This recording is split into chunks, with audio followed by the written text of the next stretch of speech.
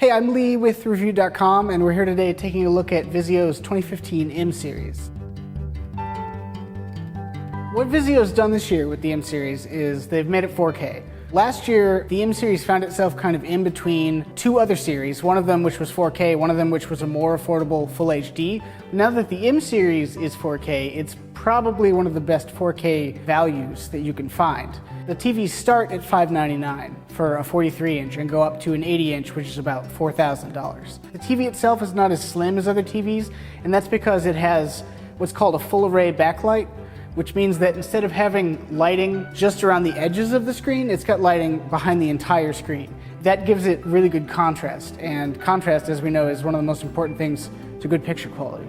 So while you're not getting some of the more advanced smart features that you'll find in pricier TVs, you are getting all the ones that most people are going to care about. When you're buying a 4K TV, you want to look for apps that play 4K content, and that right now is Netflix, Amazon Instant Video, and Ultraflix, also YouTube. And all of those are available on this TV. There's some really expensive 4K TVs where you don't get all of those apps. So during testing, we noticed that the colors weren't quite as accurate as some of the competition, but they're within a range of accuracy where you're really not going to notice it while you're watching things. And the same thing goes with the way the backlight works.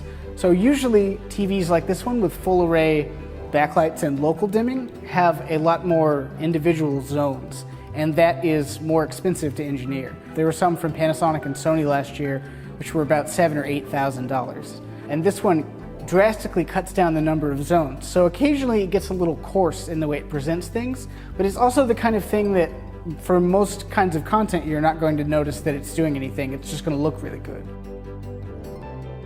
If you've been at all interested in 4K, but you don't want to drop a bunch of money on it, this is far and away one of the best choices this year. The fact that you can get a 65-inch TV, which is still really big, for less than $2,000, and it's 4K, and it's smart, and it performs really well, is just a pretty incredible package.